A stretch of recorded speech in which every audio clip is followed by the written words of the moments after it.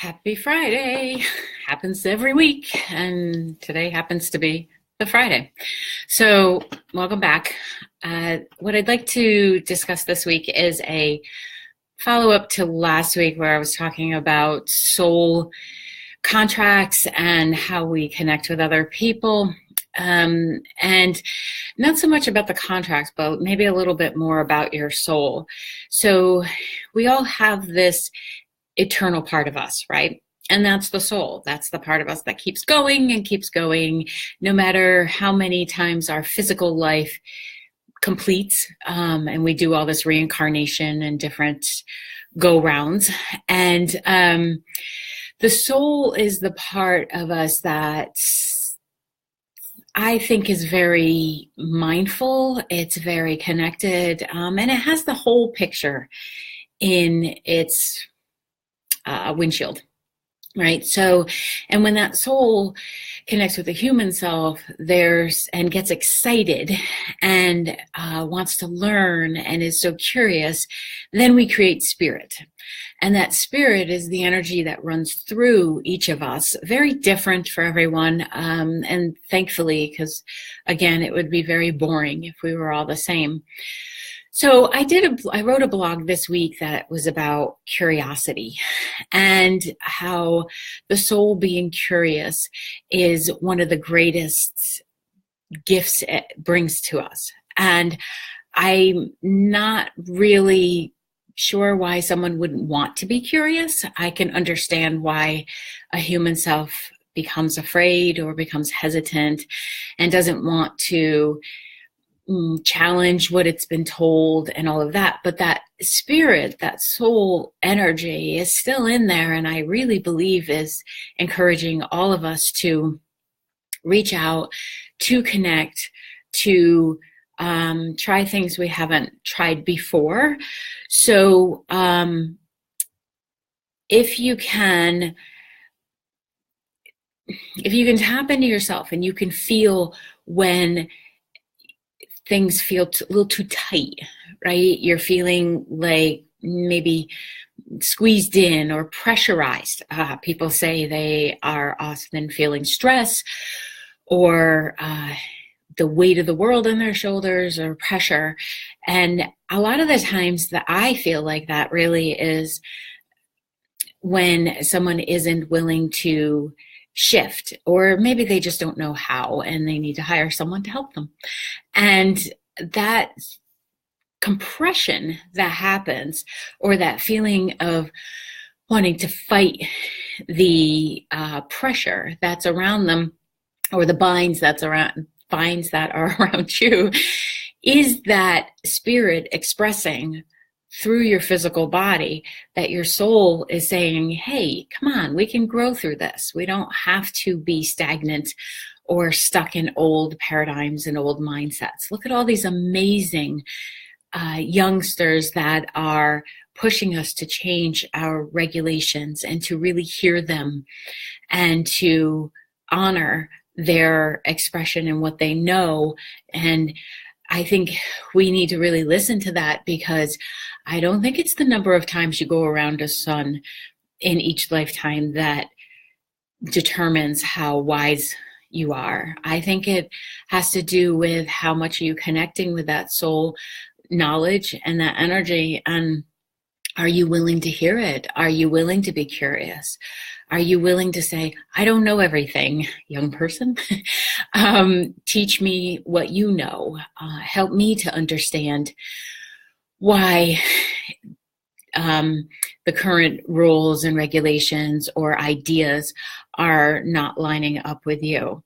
And that curiosity of wanting to know what's going on with someone else and what makes somebody tick is very much a large part of my wiring. And I believe it's what propels me forward to do the work that I do with people. I had somebody ask me the other day, how could I possibly deal with people's pains and their hurts and their trauma from their past every day?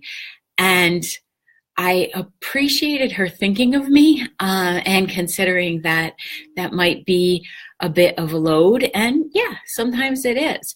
But you know what? Most of the time I see that moment of trauma or that experience or that belief system that might be stuck as a way into someone's brilliance. And I feel like I'm really here to help people know their own brilliance and to understand how they could bring that out in not only themselves, but out into the world.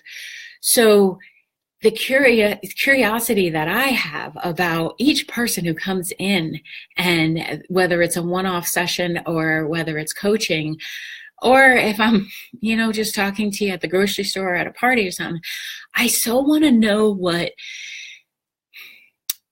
what, how, and why you are wired that way, and how you got to the place you are at, and what other amazing information or knowing do you have in there. And most of us stuff our own brilliance. We really do. And I feel like one of my abilities in being able to see your brilliance is I'll go in there and find it. If you can't find it, I'll go find it, and then bring it to a place where it might make more sense to you to be able to access it and maybe accept it. So the curiosity that we have, I have some notes here so I don't get too far off topic. If you can give yourself permission to wonder what is going on in the world, wonder what someone else may be thinking of. I have lots of notes. I got a second page. So to have that curiosity hand off to exploration, and that exploration would be of others' points of view. All right. So you can be secure enough in yourself to not want to change someone else's point of view. I promise you, you can. You can actually just listen. It's amazing.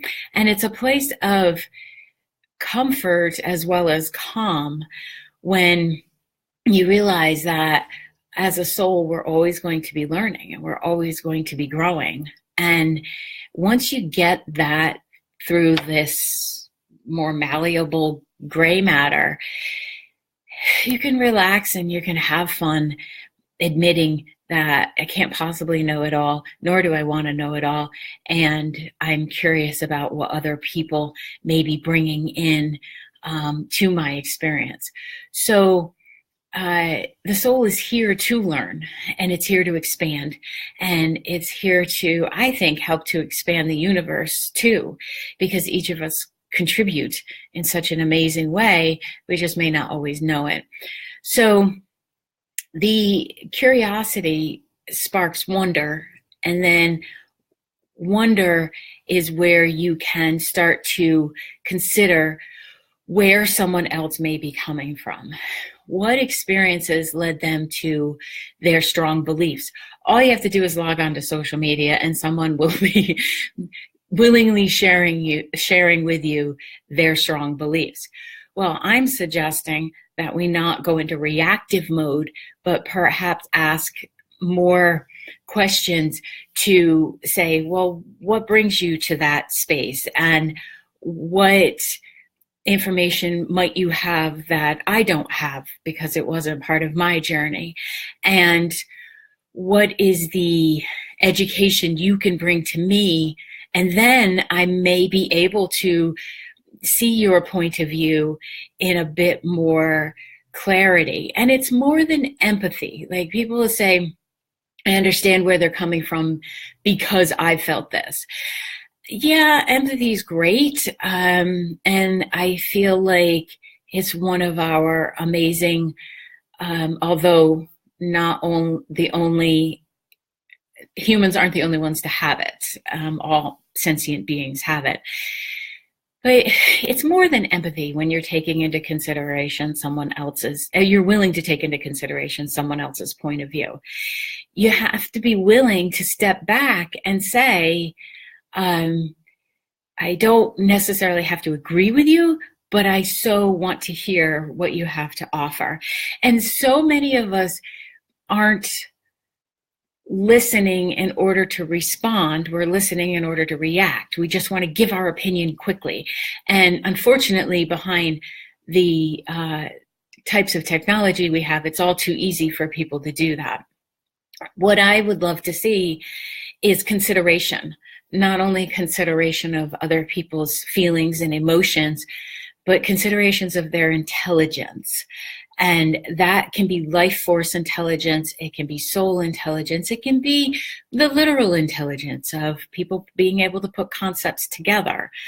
When I am in a session with someone or I'm doing business consulting, it comes in a lot with business consulting and working with couples, because often I end up being the translator in the communication styles that, they differ. So what I will do in a session is I actually feel where the other person is coming from. And they don't have to be in the room with me. I can connect with their soul and their energy. And it's almost like I'm putting on one of those virtual reality headsets, and I'm able to walk through the world behind their screen. And I'll tell you, it's something that's helped me so much step out of know-it-all mode and be in the wonderment and in consideration. And I was thinking about it the other day with all these strong opinions that people are having, not just about the gun or the museum or potholes or the garbage can situation in Pittsfield, but everything that happens universally. I can't possibly understand where some of my dearest friends who are Black or Jewish or grew up in other areas of the country, or had different types of parents. From a literal perspective, no, I can't say that I've had similar experiences, because we're all living different lives. But what I can do is step back, take a breath, and take into consideration when I'm hearing their experience, and then put the glasses on, put that little part of the ego, which many of you have heard me say, I think the ego is phenomenal. It's awesome. We should be nice to it, because 98% of it is this cute little blob that just helps us move forward in life and says, take that class or date that person. That little part of the appendix, part of the ego, can be challenging. So it would be so ridiculous of me to say, well, of course I understand what you're going through because I experienced blah, blah, blah. No, I don't. But I can step back and say, I don't know what you've gone through. It sounds like it was pretty challenging. Can you give me more information? And then I can step into a place of consideration and even contemplation, that their point of view is coming from the culmination of not only this lifetime, many lifetimes, but not everybody knows that. And I can be more supportive.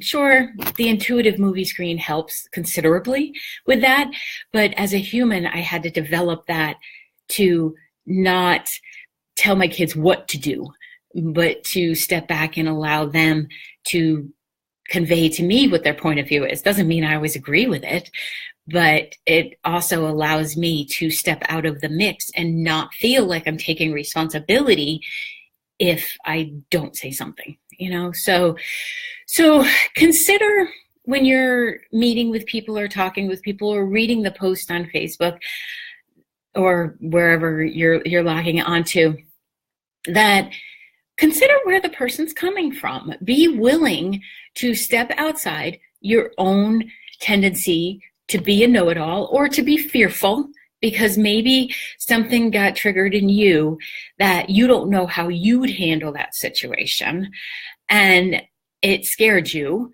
So you automatically respond with, well, this is what I'd do. Well, you don't know. You weren't flipping there. So when you're talking with a friend, your partner, your boss, kids especially, really hear them, really hear where they're coming from, and then take all of the information and then respond from that place. When we're able to do that, we create relationships that are respectful. And we do not have to agree on every element, but at least I feel we'll be able to hear each other, and we'll be able to discern whether it's something we want to be involved in at all.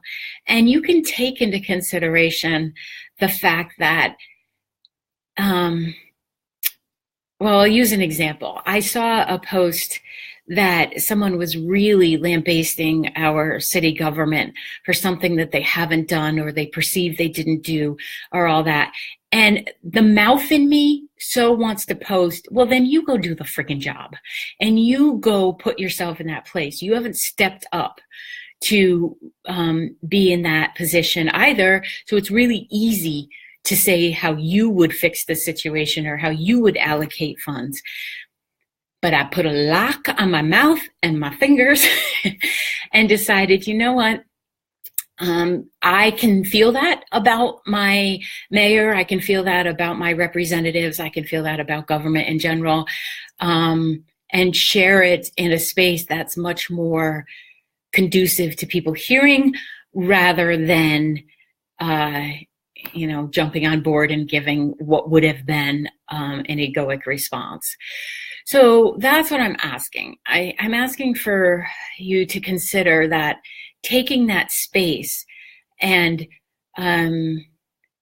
being interested in other people and being contemplative about what they're sharing with you, it's going to make you a nicer person. And don't you want to be a nicer person? I'm sure you're lovely where you are, but there is always room for all of us to grow. And so if you go through this week, follow yourself around a little bit and see where you would have jumped on the proverbial I know it all wagon. Get off the dang wagon and walk for a little bit and see if you can understand your fellow humans walking this path along with you, and see if you can give a little bit of room for what their experience may have been. And again, we may come to the space where you just can't agree, or you know yourself well enough to know that you're not going to shift your point of view because you now understand their point of view. Wonderful. You just learned more about yourself, and you could be more secure in who you are and not feel like you have to be defensive, because oftentimes we jump into that defense because we're not really sure what we believe. So if you just take that time and ask the questions, be the curious soul, do I need more information? What else could I learn about this? And then engage with people rather than just spewing. So as a former know-it-all, and I'm well aware of that about myself, and share of all the information that I really thought was pertinent, I have really learned that when people bring their selves to you and are willing to share, it's just the most amazing feeling, and it is the most loving of gestures. And when people are offering stuff that maybe I don't need to know, I can still appreciate that they care passionately about it. So be nice to you, be nice to others, and be willing to step out of yourself and consider where the other person may be coming from. So thank you very much. Thank you for those of you who tuned in. For those who are doing my intuitive development class, tomorrow's the follow-up, the second class to the Saturday group that we had. And I will see you 9 o'clock, bright and sharp. And then the Realms class, March 10th. There are still some openings for that. And we will be experiencing the shifts in energy in the room. We'll be playing and you'll be learning how your antenna works, and also be hopefully feeling the support of the universe as well through that experience. And then we'll be loading some more classes up. And if you have any questions or any topics that you would like me to cover, as long as I know a little bit about them, I'm willing to do so. So thank you. Take care. Have a good weekend.